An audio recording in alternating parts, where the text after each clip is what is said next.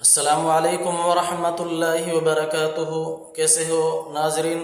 अल्लाह तबारक व ताला आप सबको अमन व अमान में रखे। तो प्यारे अजीज साथियों, हाफिज़ों के नाम संदेश है और उनसे दरख्वास्त है, गुजारिश है कि रमज़ान के कुछ चंद दिन बाकी हैं। आज 28 तारीख है, 2 अप्रैल को इंशाअल्लाह ताला तरावी रहेंगी।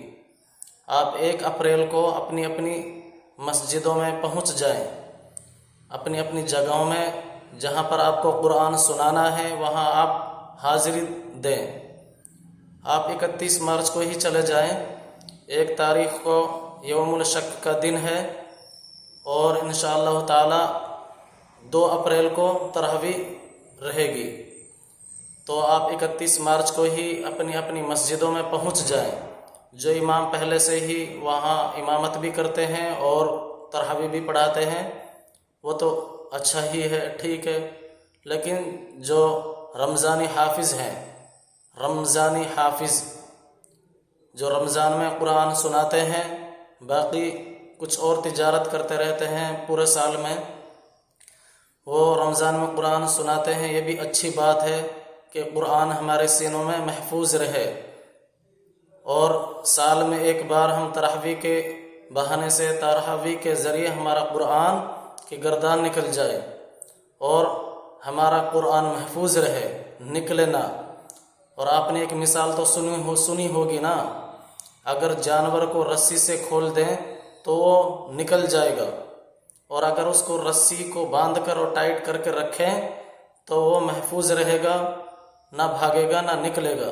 तो ऐसे ही हम अपने कुरान पर कंडिस्टी नज़र बनाए रखें और कुरान को देखते रहें, पढ़ते रहें और कुरान पर हम मेहनत करते रहेंगे तो इंशाअल्लाह ताला हमारा कुरान भी हमारे सीनों में महफूज रहेगा।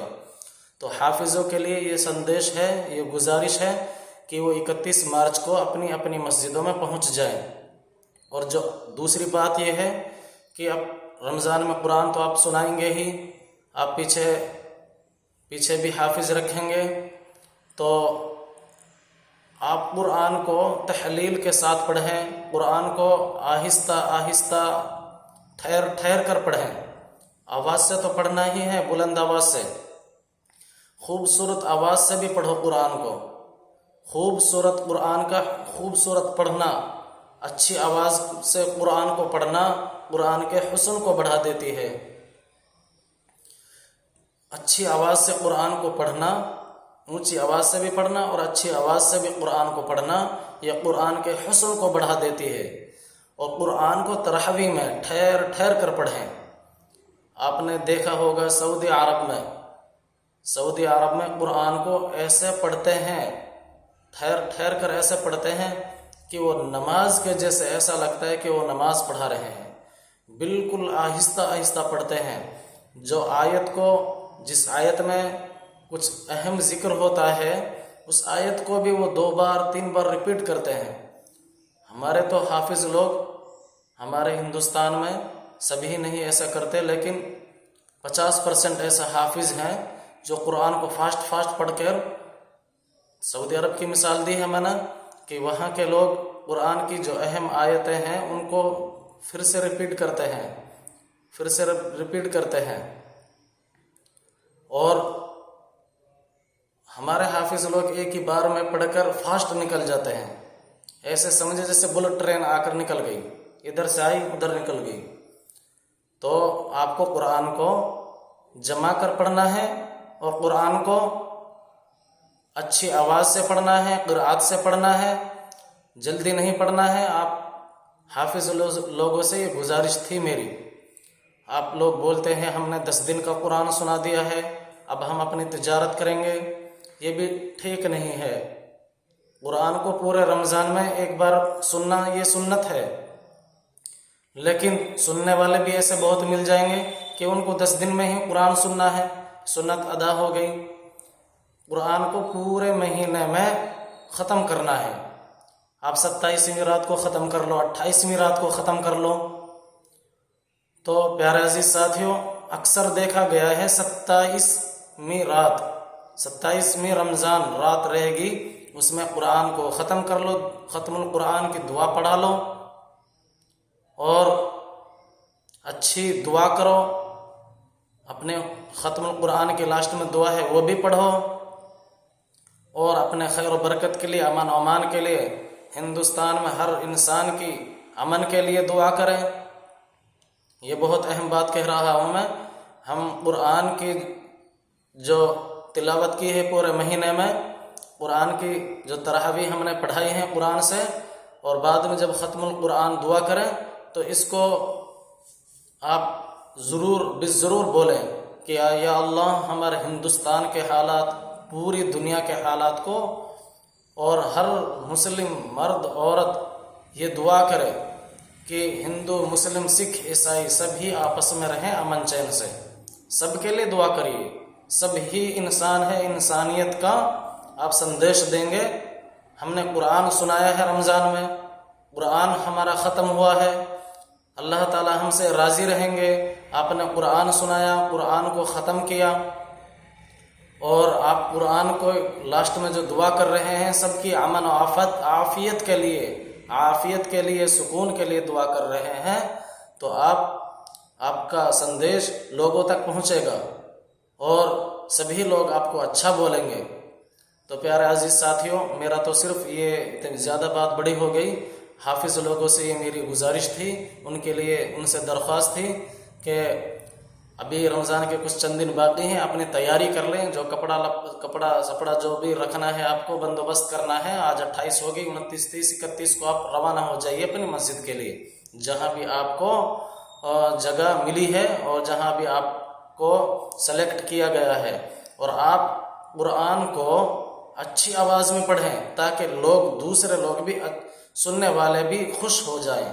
ऐसा नहीं कि सुनने वाले भी आपसे बदजन हो जाएं। आपकी जब कुरान माइक में जब बाहर आवाज़ जाएगी, सुनेंगे लोग, तो बोलेंगे हाँ, पढ़ने वाला भी कोई अच्छा ही है। आपके उस्ताद की भी तारीफ़ होगी, आपके मदरसे की भी तारीफ़ होगी, आपके गांव की भी तारीफ़ होगी, आपकी तो हो ही जाएगी तारीफ़। तो प्यारे अजीज साथियों, कुरान इक़रा वरतक़ि वरत्तिल कमा कुन्त तुरत्तिल फ़िद दुनिया फ़इन्ना मंज़िला इंद आखिर आयतन तक़रऊहा। यही कुरान हमको जन्नत में लेकर जाएगा, और हमारे माँ बाप को भी कुरान की बदौलत ताज पहनाया जाएगा कि माँ बाप ने हमको हाफिज़ बनाया, उसका बदला भी अल्लाह ताला देंगे। उनके लिए भी इज्जत बख्शी जाएगी, उनको भी ताज पहनाया जाएगा हमारे माँ बाप को, क्योंकि उन्होंने हम पर मेहनत की और हमको हाफिज़ आलिम बनाया।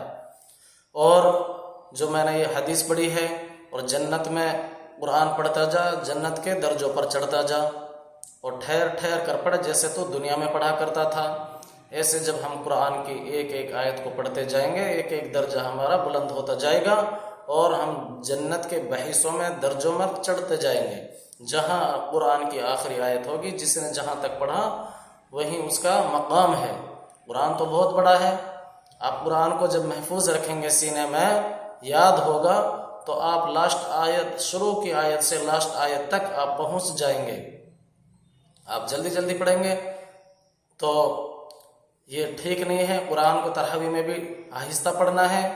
और अल्लाह ताला जब हमको क़यामत के दिन ये रुतबा देंगे कि आप कुरान पढ़ते जाइए, जन्नत के दर्जों पर चढ़ते जाइए, तो प्यारे अजीज साथियों, कुरान की बहुत बड़ी बरकत है।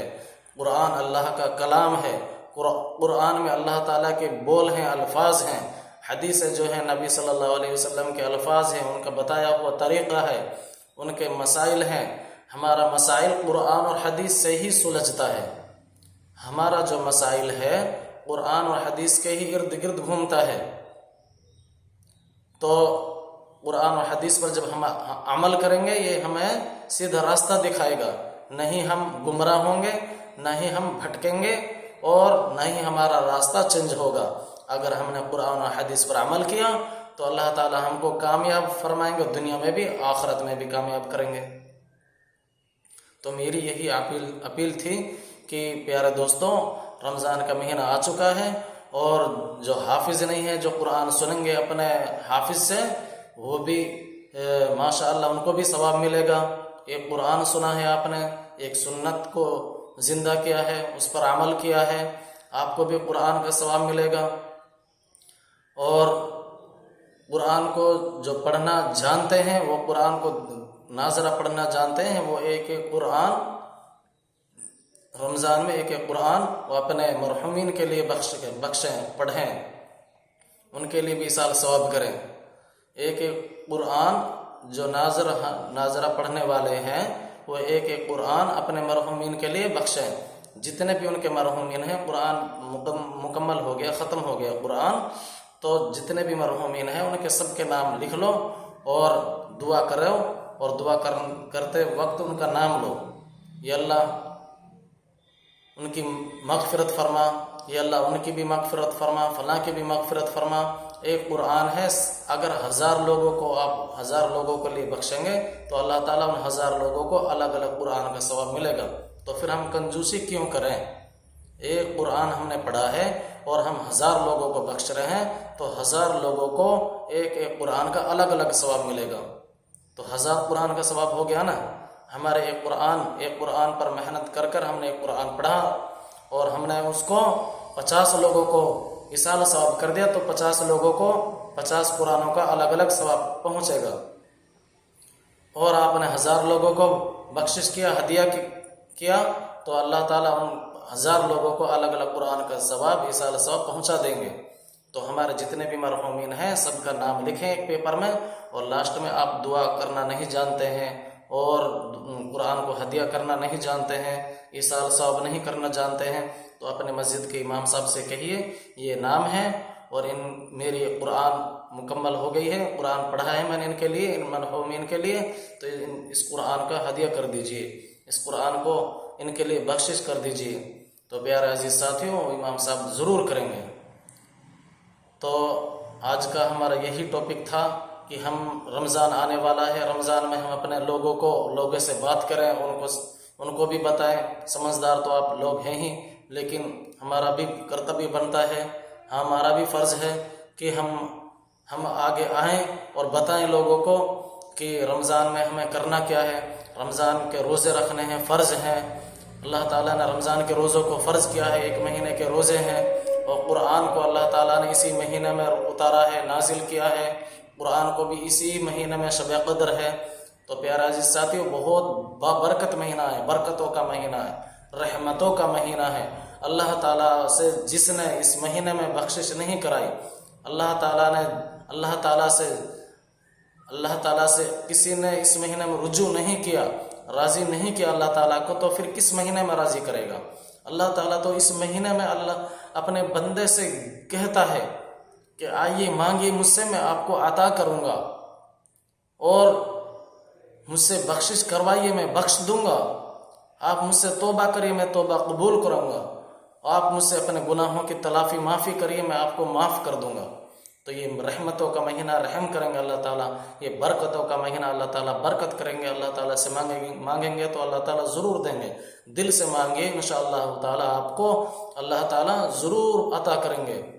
और अल्लाह ताला से आप गुनाहों से पक्की सच्ची तौबा करिए।